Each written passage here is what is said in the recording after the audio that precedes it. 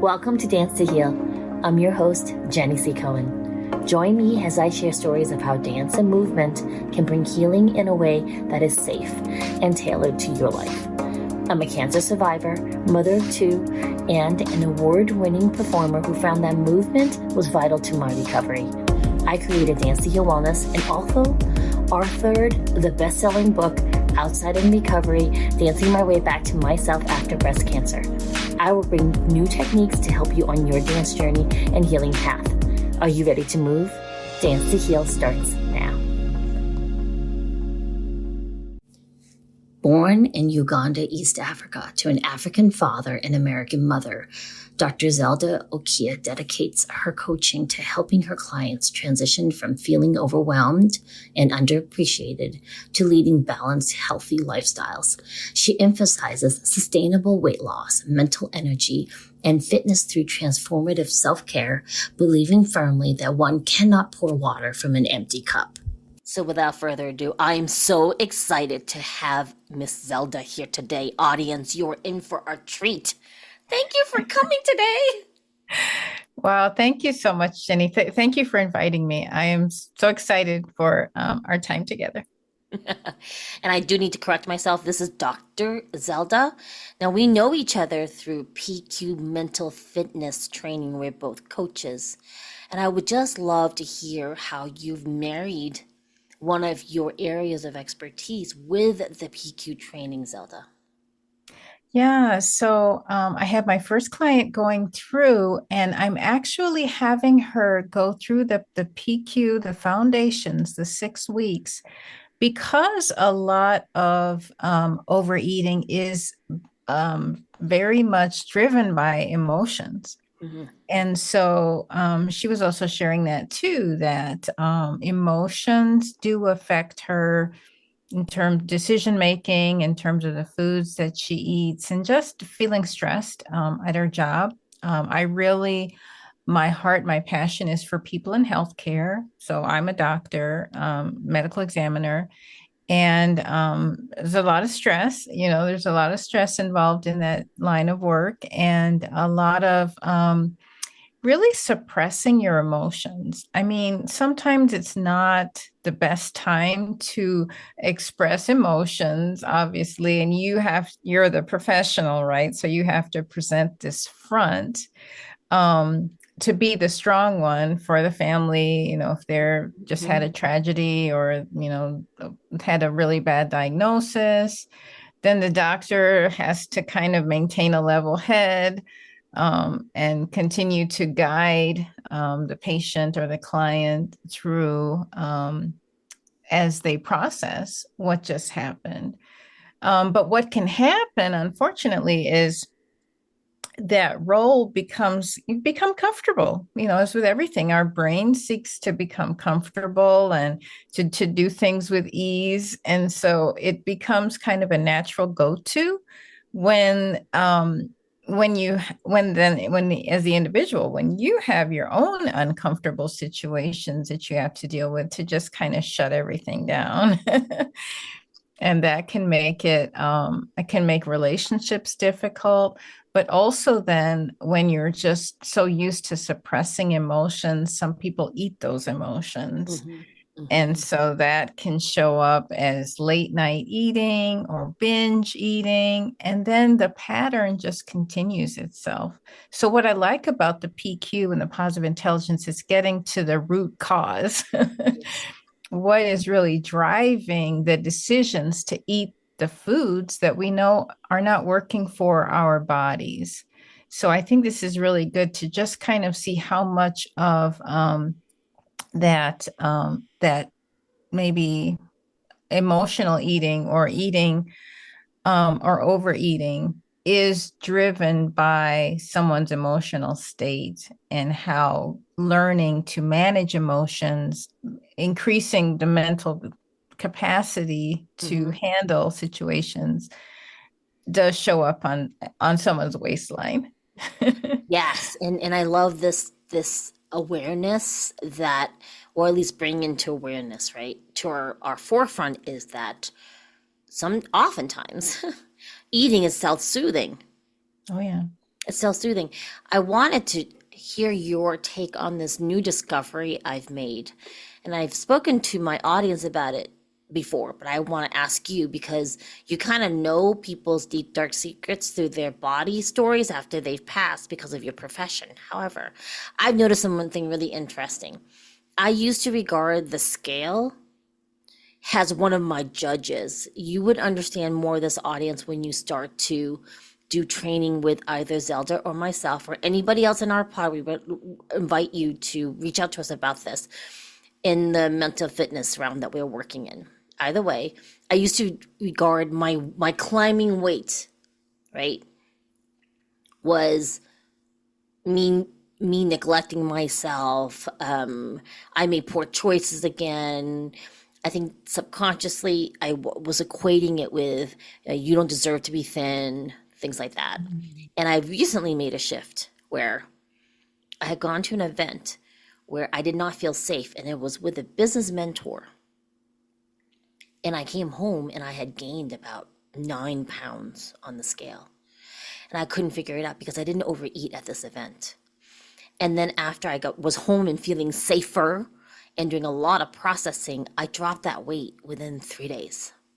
Mm. And I went, whoa. Was my weight gain my body's way of telling me I wasn't feeling safe? Yeah, And right? yeah, that's really interesting.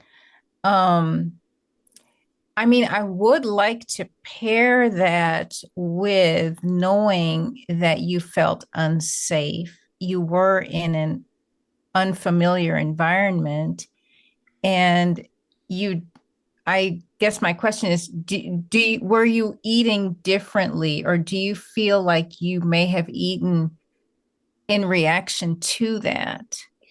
Yes. And the only reason I say that is because often if you're eating out, you might be eating prepared foods or processed foods, which have a lot of sodium, salt.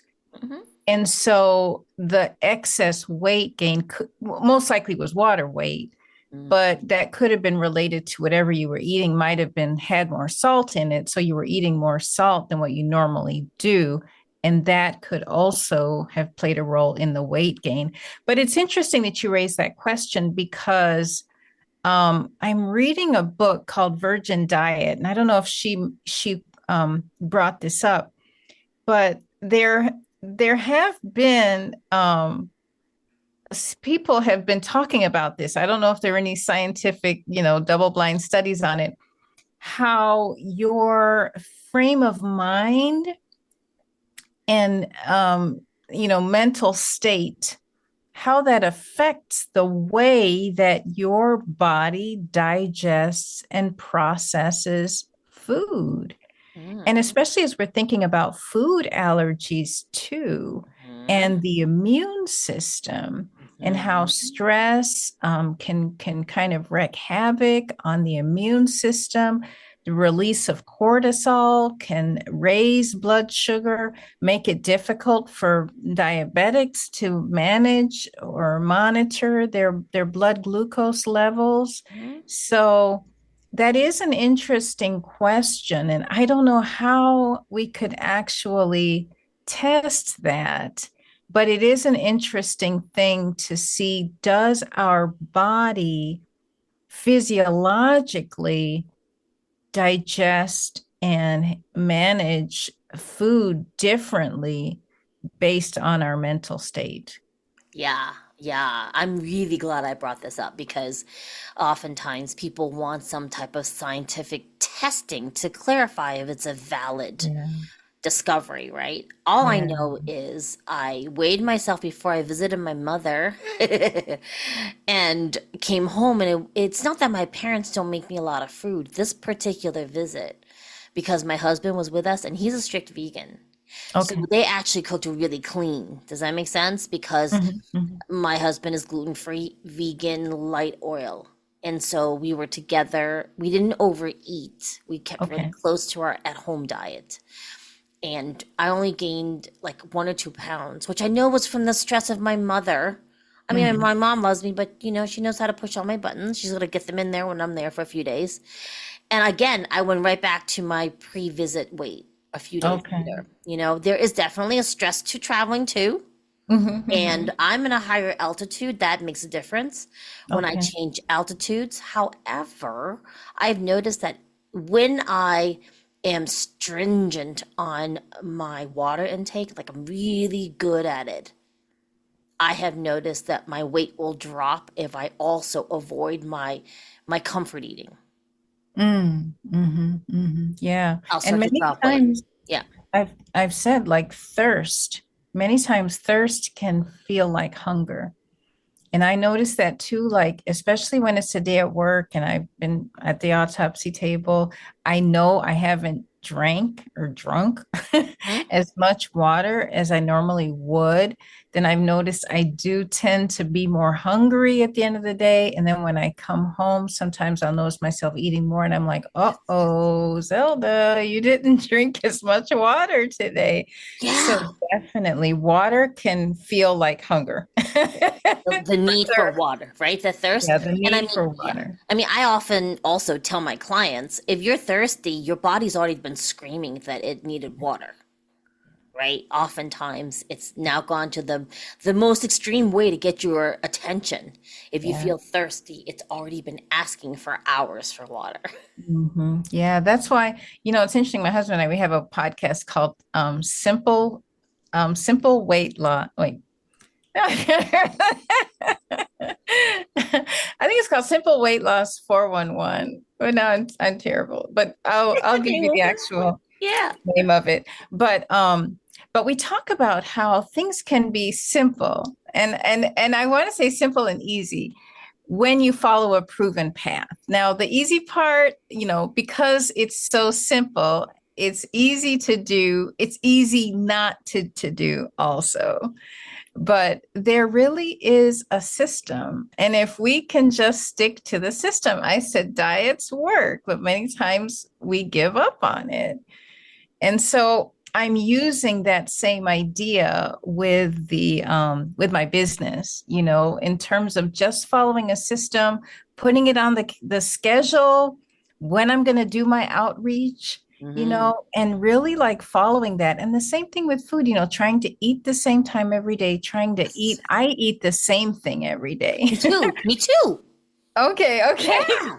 Now I some actually people get really can't. addicted to it. Some people, I think it's also related to human design. I look at that and Yeah. blood types. Certain Hmm. people have different needs, right, with eating. Okay. But for Yeah. me, I love having my Trader Joe's gluten-free English muffin with my vegan Vio Life butter and my Okay. egg white omelet that I make in my little egg pan, and that's my breakfast. And sometimes I have a little jelly on the other half of the English muffin every Okay. morning. I'm like totally happy with that. Okay. I really don't want Okay. anything else. Like we went away on a cruise, Zelda, and all I wanted to eat was my little egg muffin, and I couldn't have it because they had dry, crusty, gluten-free bread. I Oh, okay. Yeah, yeah. So that's a blessing for me. I can eat the same thing over and over Mhm, again. But I know that some people like the variety. But mhm. I said, can you maybe have like three staples? Yeah. Or at least, maybe you don't want to eat the certain thing Mondays. Maybe you want to eat Friday's meal on Yeah. Monday. Hmm. But just to cut down on all that decision fatigue, I think Steve Jobs always wore the same outfit, I think President Obama only had like a blue suit, a gray suit, and a black suit or something. So the less that we have to spend mental energy on those mundane things, then that leaves us more energy to boost up our willpower. Because it's like every decision takes a little bite out of your willpower. And your energy level. And yeah, and your energy level. So definitely the more that you can keep it up. And one of that is not, spending a lot of time on these decisions that take time. But if you already kind of have an idea of what it's already been made, the decision's already made for you, you don't have to spend any time on it. I also want to invite the audience to read this book that I'm with a business mentoring group, and Okay. our book club book this month is The Big Leap by Gay Hendricks. Oh, okay. Nicole, I've heard of it. I've never read it. I love just the introduction. I haven't gone beyond that. This book is due to be read by next week, so I'll let you know how it goes. Okay. What I love is the author introduces this prospect that we have happiness and satisfaction thresholds that when we get to, Mm. we sometimes, oftentimes, are uncomfortable. We don't think we deserve that much happiness. And Oh, then we'll figure out a way to release the stress of too much happiness in our lives. Like, like we don't deserve to be happy. So we'll come up with something else to be unhappy or self sabotage. I okay. can say for sure the few times when I've kept with my activity, I teach online cardio dance classes. So I'm getting my cardio fitness. I really hydrate well. I'm staying strict with my eating in a joyful way. I'm getting my Okay. 9 hours of sleep. I'm getting all my water, and I'll see my weight start to drop to a level that I want to get it to before I start muscle building because I want to know Okay. the difference, right? And I will feel fear when I start to see that weight drop 3 days in a row because I weigh myself first thing in the morning. I literally can almost predict by the fourth or fifth day, I will stay up late that night and binge food because when I stay up too late, I start getting hunger pains from my childhood that I can't feed enough. Mm. Mm. I'm being really Yeah. transparent, and I notice that I it just correlates with what Gay Hendricks was saying about that happiness threshold. Like it feels Mm-hmm. good, feels good, feels good. Oh, this is too good. This is Mm-hmm. too good. I can't continue. What if the other shoe drops? There's no shoe to drop, but I'm gonna manifest a shoe to drop. Oh yeah. Oh yeah. Yeah. No, I do the exact same thing. So I think that's where I really like the PQ again, because we all are going to reach those thresholds, like weight. So you mentioned weight. I remember reading a book, Hunger, Mhm. and she was talking about how she knew she'd lost the weight, and she could tell by when she would strap herself in her seatbelt that it was so loose, but it was like she still saw herself as overweight. Like her mind hadn't caught up with that reality. And so you can see how somebody could, because it creates that cognitive dissonance. It's like, wait, I'm not supposed to be, right? I'm not supposed to be. I said one of the things that helped me was that I had been thin for most of my life. Mhm. So I already had a thin identity. I knew how to operate as a thin person in the world. Mm. And so I think somebody who's been overweight for most of their life, that may be a bigger challenge to actually learn to operate thin. And I think with my entrepreneur journey, I've always had, my past has always been so negative. So I think I do self-sabotage, or I'm afraid. There's so many layers, It's so and many. and it's deep. The earlier the injury, the slower. Some people can process really quickly, or they gain awareness and they immediately change. But I think other people, it takes time. I mean, I certified as a coach in like 2018, 2019. And I'm like, man, why is this taking so long? But I'm coming to terms with it's just going to take as long as it takes. And I'm changing. I have to remind myself, I have to tell myself that I am changing, and that it's not like, I don't know if you know the book, the Gap and the Gain. I could still look at how far I have yet to go, which is the gap, or I can look at how far I've come, which is the gain. And so PQ really reminds you of that, and it helps to keep you in the present moment, which is all we have anyway. The past is an illusion, the future is an illusion. All we have is now. And so deciding, how do I want to live now, today, Yes. so that I will get to that future self that I want to be, and not live into the past self. That's I think that's another thing too, is helping our clients to not relive a past paradigm that's basically been controlling, our lives up to this point. Yeah. that's a big one. That's a big one, you know. And I want to speak on the beginning part of it because I grew up never feeling like I was thin enough. And in all my pictures, I'm tiny. I'm tiny, Zelda. Audience, I was tiny. Even up to when I first got married, I remember looking down and thinking, oh, wow, why do I have a belly? I didn't have a belly. Like now I Mm, look at the pictures, I didn't have one, you okay. know? And even now, I post surgery a year later, like 14 months later, I still have body dysmorphia. When I look in the mirror, sometimes I don't perceive my present self. I see myself as in the past. Before my Mm, surgeries or right after my surgeries, when I had a lot of the post surgical edema. And okay. it's been really interesting. I've had conversations with many people that some of that body dysmorphia is really in my brain that I have to fix and reset.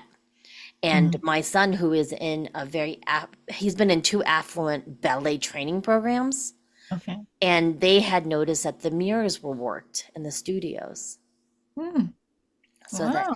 most of the females who are doing ballet will automatically see themselves distorted in the mirror as wider than they really were. And that was intentional or? It's just bizarre that every one of those mirrors were distorted. Does that make sense, Zelda? Well, it makes me wonder too with ballet, maybe giving the dancers the impression that they're heavier than they actually are I, will promote more of this, yeah, disordered eating or, yeah. There's a lot of integral problematic training things that they're just yeah. starting to take apart right now, you know. So I'm just saying this point in that when you were talking about being able to navigate the world has a certain size, whether you are that now or in the future, being aware of it has to correlate with your self perception versus a distortion externally from you that you can't trust.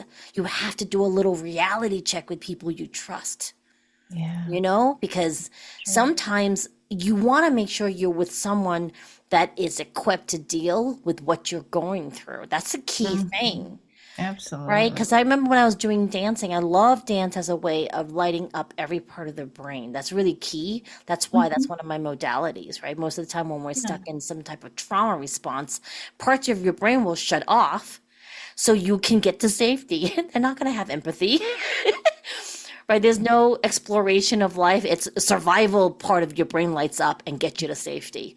Or Right. if we can't leave, we're in freeze response. For me, it was that weekend, Zelda, where I couldn't get away. I was stuck in this place. I was a minority presenting person. It was mostly white location. Mhm. There was no lift, and I didn't really trust that I would be safe in a taxi. Now, Okay. the person who was hosting it was like, oh, no, we don't lock our doors here. However, this person saying that was white in the majority of the neighborhood. So, of Okay. course, they felt safe. I didn't feel Mm. safe, you know? Yeah, for And I sure. was stuck in this freeze response. So, I just wanted to be really asking the audience when you're not feeling safe or when you want to do exploratory type of growth, make sure you're with someone that can handle the repercussions of it. Yeah. Mm. Because when I first started dancing, like I was saying, I was like crying because I was releasing emotions that were Yeah. stored in my core region. Nobody knew what to do with me when I was crying. Mm. Mm. Yeah, it's interesting that you say that because I always thought that artists had it made, like because artists can focus. When we do the PQ, our brain likes to focus on one thing. It calms the nervous system. And with dance, with movement, you're focusing on the movement of your arm. And so that focus on the body is so powerful. And so I always just figured that artists had the best lives, But then I remember reading that book, did dancing on my grave. I don't know if you read that one. That was by a ballerina. Or hearing about Picasso, or cut was he the one that no Yeah. Van Gogh who cut off his ear? Yeah. Yeah. And chefs, I mean, again, I always thought of chefs as like these artists who have this great life and beautiful, and I've heard they have some of the highest rates of drug and alcohol. Yeah, isn't that so funny, right? Because we Yeah. only know our own backyards and our own stressors. And I think it's really interesting that actually what really connects every one of us is our humanness of feeling emotions. We may not have we may not be super honest, right? Because we all have this mask, Yes, right? yes. I mean, like people looking at me now, especially like from your bio, right? They wouldn't believe that we went through those things. And we did. We did. It was horrifying going through it. We're out on the other end of it. Hmm, And hmm. that's why we can speak on these things. We truly Exactly. speak on it. And like very little things phase me now with my clients when they bring Yeah. up Right. we've gone through, right? Because we've already been in the pit and pulled ourselves Yeah. out. And that's kind of key. You wanna always find someone that you intuitively feel safe with. Again, intuitive, like truly, not the surface someone's fooled you Right, right. into, a sense of safety when there really is no safety. And you're really right. It's good to have that other perspective because, I see a lot of suicides at my work. Mhm. And many times if they leave us a note, many people don't even leave a note, which is Wow. just devastating for the family because everybody's wondering what could I have done. But when they leave a note and some of the things, you're like, man, you had your whole life ahead of you, especially with young people too, and it's like, wow. But again, you're not inside of their body. But sometimes, like you're right, our body is telling us things or our brain is telling us things. It's not true. And yet we believe it and then we act on it and then we suffer the consequences of that.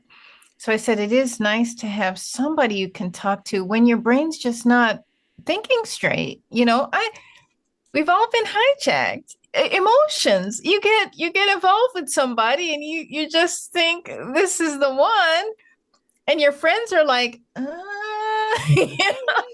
but then you act on it, and then the future reveals itself, and you're like, why didn't I listen to them? So I agree. It's definitely helpful sometimes to have somebody pull you off that ledge, literally and figuratively, and to have a really good friend like that. And not everybody has that. I recognize that. I mean, that's something that is a gift, and it can be cultivated. Obviously, it can be cultivated, but it requires vulnerability again. And you may not be in that position to be that vulnerable with anyone. So, We're highly encouraging audience that you are. You can reach Zelda. Where can they find you? What's your website? yeah, it's zeldaokia.com. So www.zeldaokia or http zeldaokia.com. It's So we're gonna spell this for you for my audio clients. Okay, so it's ZELDA okay. OKIA.com. I And say then you Zelda like the video game and then like the Nokia phone, but without the N. So Zelda Okia, when you go to that website, there'll be a booking link. No Yeah. obligation. Have a short conversation with Zelda, okay? And make sure that you also go to dansandheal.com, get access to my movement and stretching classes that will pop you into my newsletters and my emails. You can also find me at jenny@jennyccohen.com. We're here for you. Yeah. Here's the thing, sometimes the people that know you don't want you to change. They're Mm. not aware of why you're shifting to your own best, what's going to serve you. Yeah. And you may need a non biased listening person to help you talk through the shift you want to go in. All right. Mm. Because again, my mom and my dad, they love me. And also my friends love me. They're not super happy when I learn boundaries, really firm boundaries. Mm. and you need some neutral people to help you figure out what those are. Remember, Zelda and myself and other people who do the PQ training, our job is not to help you formulate what you want. Our job is to help you get to where you want to go. Absolutely. Yes. Thank you. Thank you for saying that. Yes, that is so true. Yes, Yeah. yes, But you have to know, like you have to start with knowing what you want. yes, yes. And also knowing what you don't want. Yes. Even though here, and here's the irony, because we work with the subconscious, folks, just be aware, our subconscious does not record knots and negatives. So you say, I don't want pain. Your subconscious hears, oh, I want pain. All right, well, how can I get it for them? It's the free phrasing for yourself. I want more joy. Yeah. You know, I want more laughter in my life. Yeah. I want more recognition of my worth from the people around me. Because you're right. It's so fun. It's interesting because we always say, man, I didn't want that. I don't want that. But yet we create that, what we don't want. So, and it's a mindset shift for me too, like really asking myself, what do I want? And I'm afraid. Sometimes it scares me to think that I can have what I want. And that's been an eye-opening thing too. Like, I think it comes up to that worthiness. Am I worthy to have that? You know, when I was always told, no, you can't have that. Yeah. Exactly. It's been really interesting, right? And here's the thing, what's always helped me to shift out of the, am I worthy to have that? It's more for me, I'm resetting my reward to mean something else. For example, I've opened up group membership and also one-on-one coaching clients, and my app is launched. And I used to be like, oh, am I good enough to do that? It was never that. It was, okay, my sole purpose is to get as many people dancing and moving and healing as possible. So when I get the response and people are signing up and I'm signing on clients who are, their investment to work with me is in the 5 digits, right? That tells me when the numbers climb, it's not I move away from the am I worthy? I move into, oh, this is signs I'm making a difference in the world. That's directly correlation. I have an energy worker that tells me the money that comes into your account is the world's thank you to you for doing your work, for making a difference in the world. For showing up. Yeah. Yeah, because I've done so many things for free. And actually, I've gotten less of an impact than when I actually started charging for it. Because the people around me didn't value it when it was free. Yeah, I've definitely seen that too. Yeah, when people don't make that investment, that's very telling for my side as a coach and for their side too.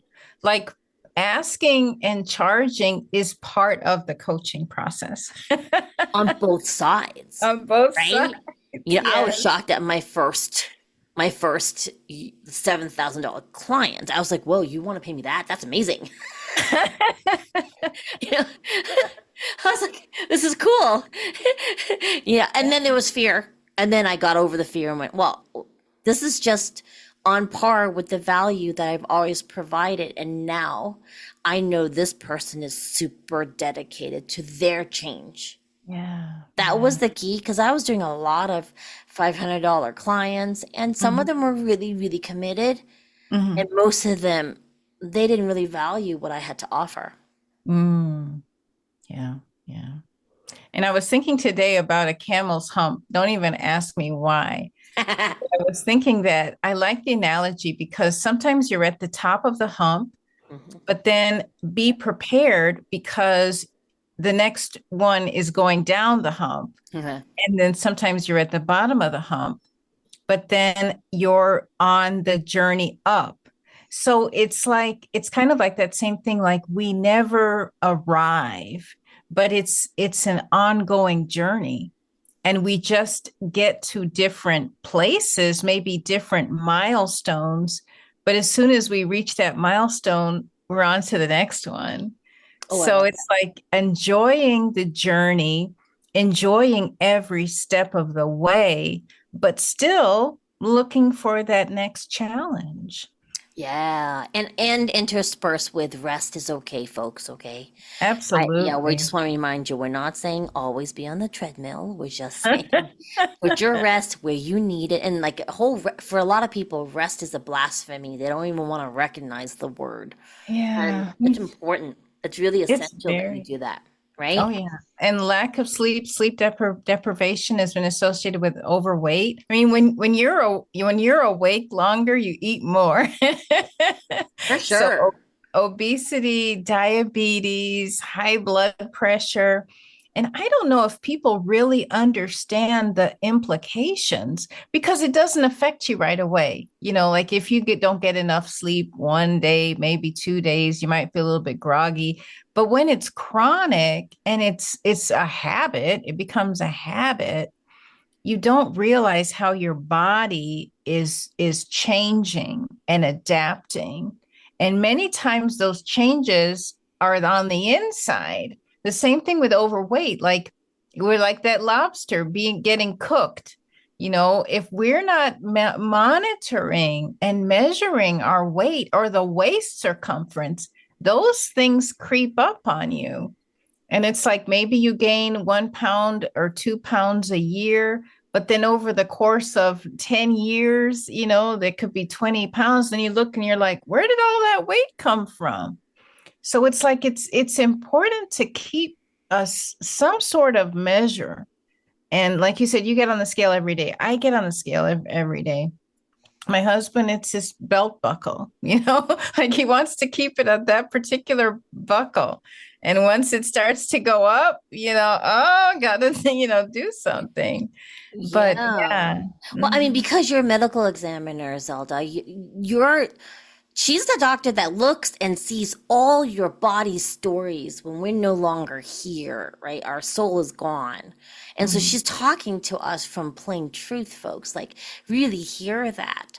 And again, we want to reiterate something. This is not an episode about body shaming. We're just trying to help you understand Right. that you want to still listen to your body, even if your mind will occasionally allow the slip of that midnight snack, right? Just Mhm. things accumulative. You want to address the buildup of stress in your life. That's Yeah. all we're saying. We've talked about so many topics. Please feel free, audience, to come back and watch this one again. Zelda has been giving us so many nuggets. I went off on a couple of tangents. I know you like those. You'll come back for that again. Remember, you can go and book your complimentary conversation with Dr. Zelda at Zelda, Zelda, Okia, Okia.com. That link will be there. Make sure to grab it. She's not going to charge you like a regular doctor's visit. Expensive, right? She's going to give you that one-on-one time with her free of charge so you can kind of figure out where you can go. And then you're going to go to danceandheal.com, get my class, get booked on my booking link because, every month I've been doing my little webinars around dance. You can get access to that. Dr. Zelda, thank you so much for coming today. You're going to have to come back. We have to continue the conversation. Yes, yes, I would love to come back. Thank you so much. I appreciate this. Can I just leave with one little nugget that I remember I was taking classes, ballroom dance classes at Fred Astaire. Ooh. And, the dancers are all dressed up and you feel so elegant. And I loved my instructor. And one time I came early and I saw him in the back of the building in his jeans and a t-shirt, smoking a cigarette. And the dream was crushed. So yes, going back, we are all human. We are all human. Exactly. I love that. I love that. It's so But I funny. also love how our brains can create very elaborate fantasies or images or imagination. And that's a beautiful thing too. Exactly. Exactly. I love that. So we want you to imagine working with the both of us in whatever capacity you're ready for. Come back to this recording. Make sure you subscribe and like, and we will see you later. Bye-bye. Bye. Thanks for listening to Dance to Heal with Jenny C. Cohen. Come back next time to hear stories of recovery through movement and learn more ways that you can move your body. To work with me and continue your journey, visit OutsideInRecovery.com. Are you ready to move